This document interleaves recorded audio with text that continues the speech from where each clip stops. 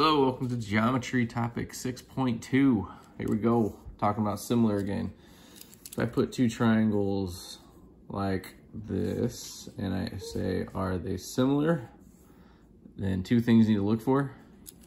The angles need to be the same, okay? Angles that are congruent and sides that are proportional. That means if this is 10 and this is 5, then I should see a double relationship for all the other sides, like 8 and 4, for example. Double relationship, double relationship. All right, we're going to let you use your eyes just a little bit. The question is, which triangles appear to be similar? And so, for example, A looks like it is similar to B. And imagine taking B and rotating it around and putting it on top of A. It'd be similar. B is actually congruent to C. Those are actually the same size and same shape. Those would line up like that. So B is actually congruent to C. Because it's congruent, it is also similar. If two shapes are congruent, then they have a 1-to-1 scale factor, and it makes them similar as well. If two shapes are similar, that does not make them congruent. So let me say that again. Congruent implies similar, but similar does not imply congruent. Congruent means they're exactly the same. Similar means they're different sizes. Well, they could be the same size, it'd be a 1-to-1 ratio. And then D is just stretched out, so D is nothing. D is A, but stretched out. So it's not in the same proportions as A, B, and C. Also, similar is a transitive word.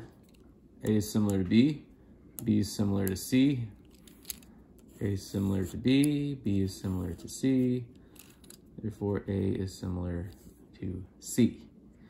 Okay, so last time we're going to use our eyes to make judgments on triangles. All right, now in the past, in semester 1, I gave you two triangles like this, and I said, are they congruent? And the correct answer for that was maybe. There's just not enough evidence to say yes or no. All right, and then we looked for evidence, and we found valid evidence to make a valid conclusion. Hopefully that translates into your everyday life and you are able to analyze what's in front of you just a little bit closer. Now, here. Hi, Moose. Hi, Moose. There we go. That's Moose. That's my dog, Moose. Okay, let's see here. Put this back. All right, where were we? Are these two triangles congruent? Well, you had to go look for... Stop. I'll feed you later. Go away. Okay.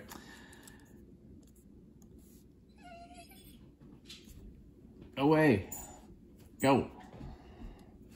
Okay, then we looked for evidence. And that was enough evidence then to say that those triangles are exactly the same, even though we don't know about this part of the triangle. This is evidence to say that they are the same, side angle side. Well, same goes for similar. I'm going to put two triangles on the board, and you'll have to decide, are those two triangles similar? All right, they look similar, but there's just not enough evidence to say for sure that they are similar. So we have three ways to do it. Looking for three pieces of evidence. One way is angle-angle. If two angles of one triangle are congruent to two angles of another, then they're similar. So over here, if you just show that these two angles are the same and these two angles are the same, then they are similar. Let's go down to example 2. Are these two triangles similar? Well, we definitely have one angle right here, one set of angles with those right angles. And 44 is not congruent to 47, so that's not going to work. But if I use 180 degrees, I can find that this has to be 46 and this has to be 43. So those aren't equal either. None of them is equal. The best we have is one set of angles. So these two triangles are not similar. Whereas we go down to example 5, if we look, we definitely have one set of angles there. So that's good. We need 2.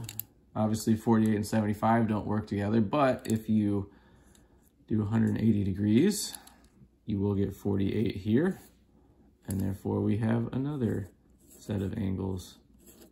And so this one we would say yes, similar by angle, angle. And let's go over here to number 8. Number 8, we have parallel lines. Anytime you have parallel lines, you guys start thinking that lines, angles are going to be congruent. And in this case, this angle is congruent to this angle because they're corresponding. They're like in the same position. If you need to, you can extend the lines out. Same position, and as well as K and Q. So therefore, these two triangles in here, we have the small one embedded into the large one. We can say yes, similar by angle, angle. And then one more, example 3. There's nothing really marked. There's no sides marked. There's nothing like that. But there is parallel lines. And we've got vertical angles. And we've got a Z like that. So that is, we have 2 sets of angles in these 2 triangles, and that's all we need. So we'll say yes, similar by angle, angle. All right. I gotta feed my dog. Time out.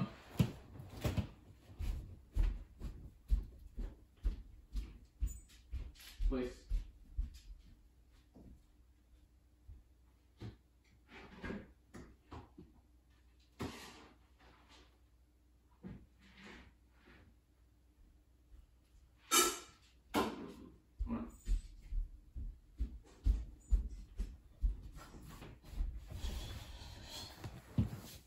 All right, sorry about that. Here we go.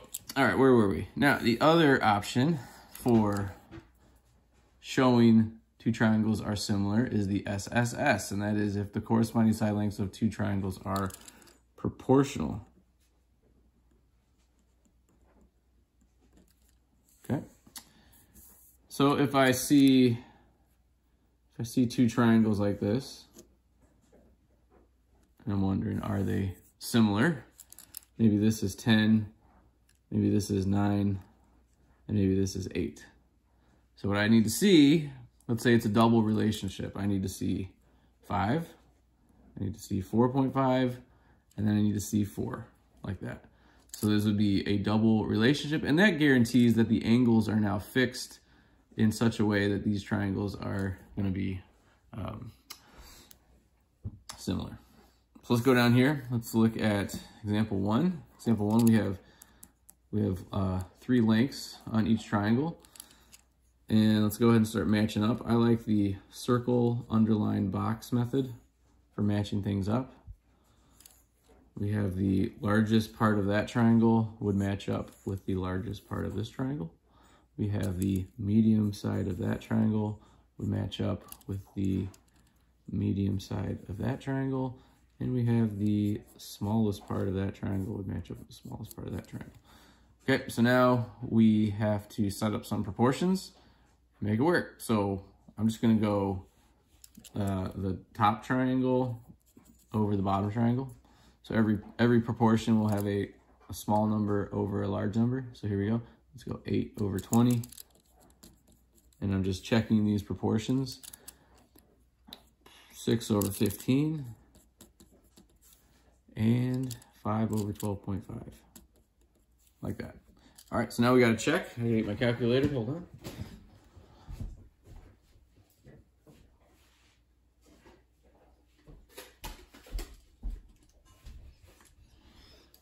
One way to check proportions is just to do it in your calculator. So I can just plug in 8 over 20, 0.4, 6 over 15, 0.4, 5 over 12.5, 0.4. All right, so there we go. These are all 0.4s. So 0.4 equals 0.4 equals 0.4. Therefore, we have 3 proportional sides according to this. If corresponding side lengths of 2 triangles are proportional, then the triangles are similar. So therefore, are these 2 triangles similar? We would say yes. Similar by side, side, side. Okay, let's go on. So pause the video and try example 4. That's right, actually pause it and try it. All right, welcome back. Here we go. We're gonna set up basically the same thing. We got info on all 3 sides. And let's go ahead and match up 8 with 6, 12 with 9, and the largest side with the largest side. We set up our proportions. 8 is to 6. Make sure you do this right. I have a large number over a small number. 8 is to 6, as 12 is to 9, as 16 is to 12. Now this one, there's another way to check. This one we just plugged in our calculator and got 0.4s. You could do the same thing here. Or you could reduce, divide by 2 and divide by 2, you get 4 over 3. Divide by 3, divide by 3. Divide by 4, divide by 4. Looks like we're in proportion. They all come out to the same thing, so I'm gonna say yes. Similar by side, side, side. Okay. Got 2 more to go.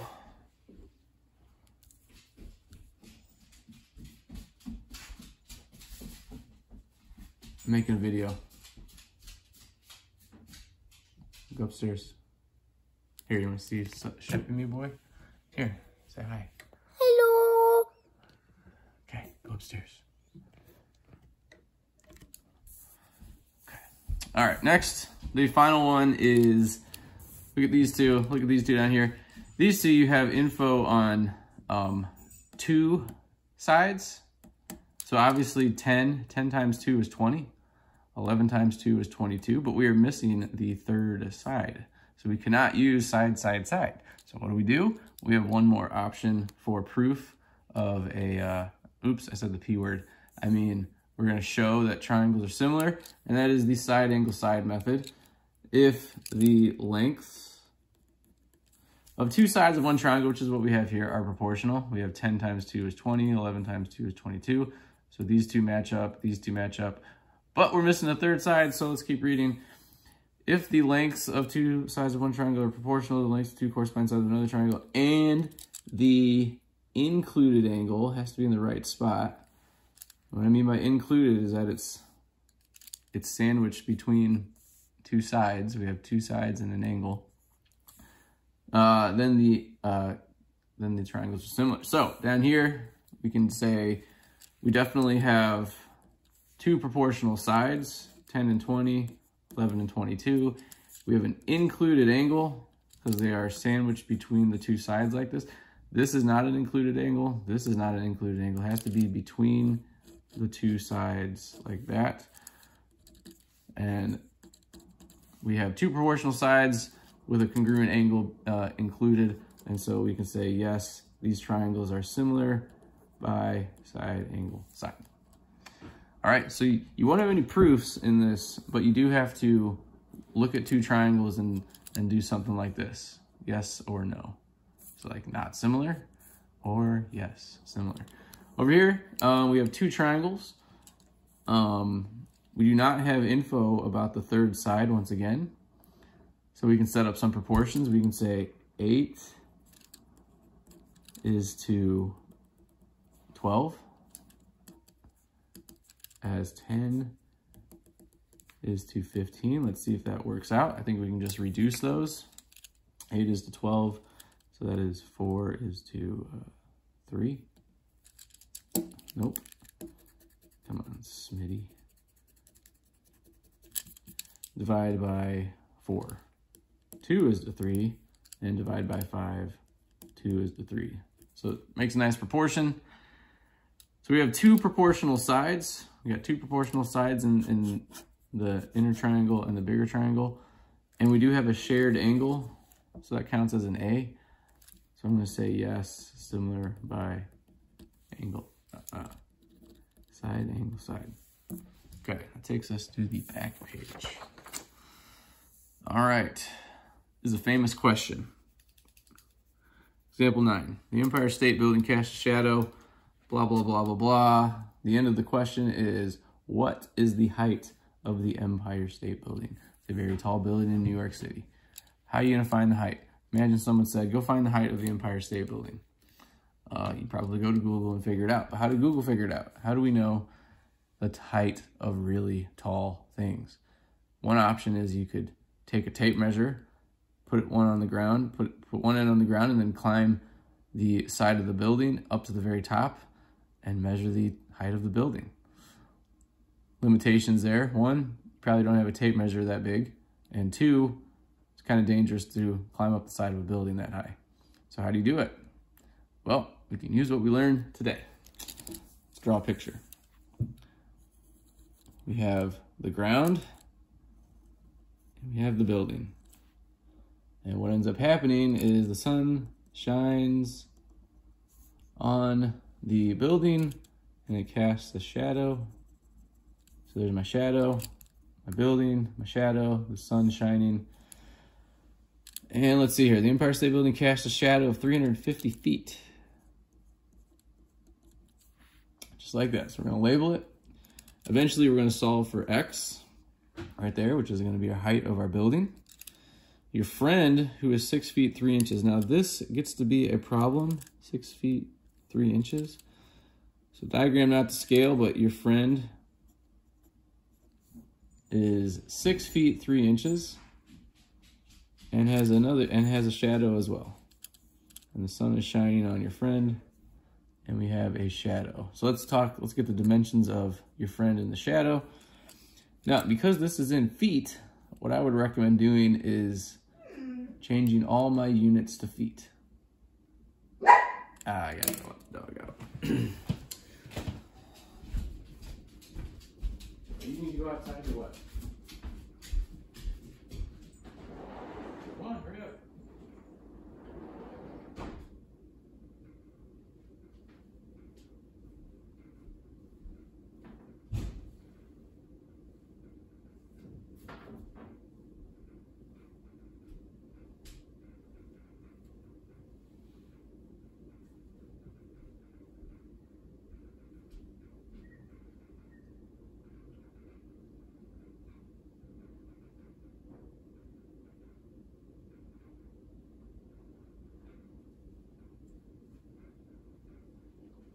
Let the dog back in and then go upstairs again.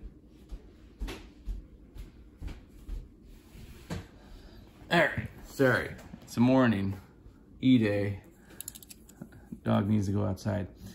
So where was I? Oh, we were converting 6 feet 3 inches into just feet. So 6 feet 3 inches. That is 6 feet plus 3 inches. Now, 3 inches. 1, 2, 3, 4, 5, 6, 7, 8, 9, 10, 11, 12. 1, 2, 3, 4, 5, 6, 7, 8, 9, 10, 11. And then one more, 12. This is a foot. This is 12 inches, we'll say. And so 3 inches is right there. There's another 3. There's another 3. There's another 3. So as you can see, 3 is 1/4 of a foot. 1/4 of a foot. So that's 6 feet plus 1/4 of a foot. That's what that is. Or as what we can do is we combine these together, we can call it 6.25 feet. 1/4 is 0.25. So I'm gonna label this as 6.25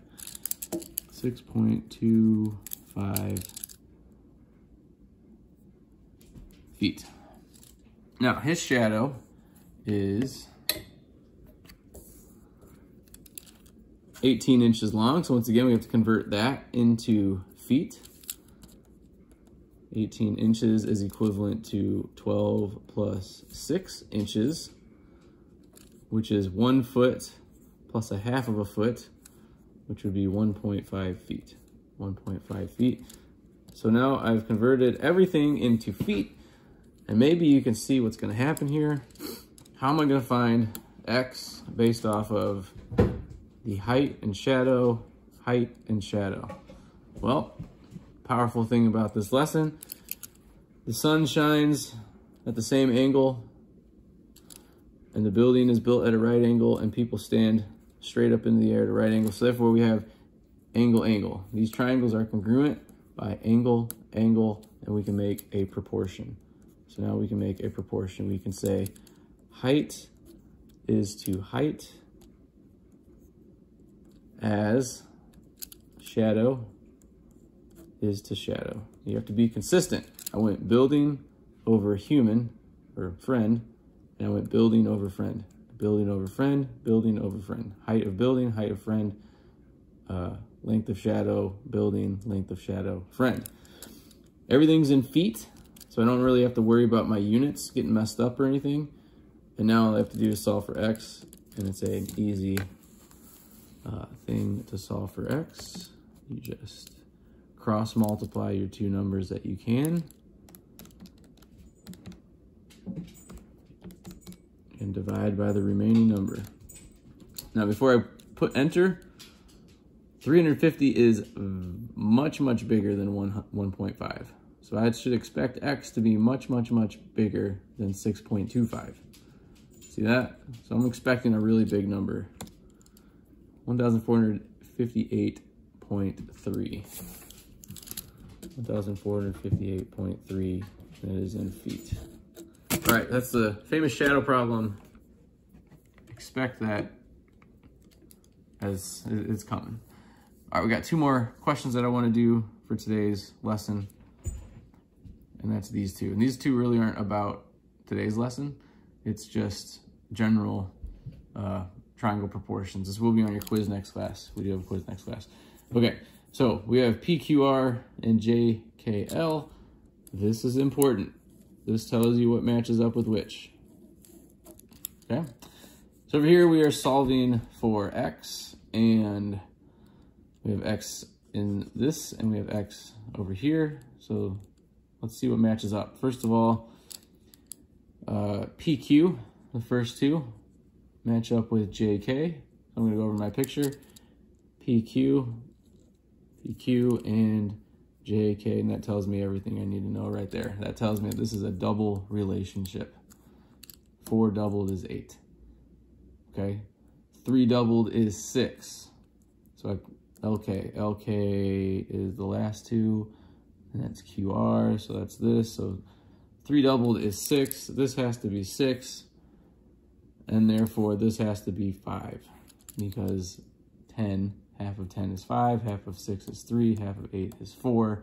That's how it works out. So now I can just say x plus 1 equals 5 and get to x equals 4. Double check, 4 plus 2 is 6. So this is about as basic as this comes. You could have set up proportions. You could have done 8 is to 4 as 10 is to x plus 1 and solve that. And guess what? You would have gotten x equals 4. And 10 is to x plus 1. 8 is to 4 as 10 is x plus 1. Could have done it that way. All right, now on example 11, we have the same directions, so this will help us match stuff up. What's easy to match up is the 18 and the 3x. All right, those are obviously the longest side and longest side. It's across from the obtuse angle, across from the obtuse angle. But what's not so easy to match up is, does 9 match up with 15, or does 9 match up with 13.5? So we go back up to here to make sure. PQ matches up with JK, PQ and JK, PQ and JK. There's my matchup. Now I got everything I need. I can make a proportion. I could say 18 is to 3x, as 9 is to 13.5. Okay, 13.5. And then from there, we can do our cross multiplication. That ends up being 243. And we cross multiply here. It's 27x. Now divide by 27, and you have your answer. X equals 9.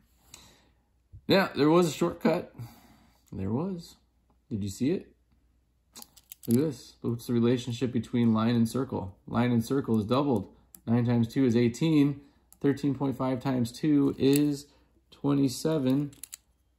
What makes this 27? 9. 3 times 9 is 27. So I could have gotten to x equals 9 without really doing much work if you just see the relationships. All right, that's as far as I'm going to go with this. If you're still listening, I'm going to give you a big favor, and that is that on the homework, you only need to do the odds. Okay? So hopefully you're listening. Hopefully you have a good E-Day. Sorry for my dog, and have a great day.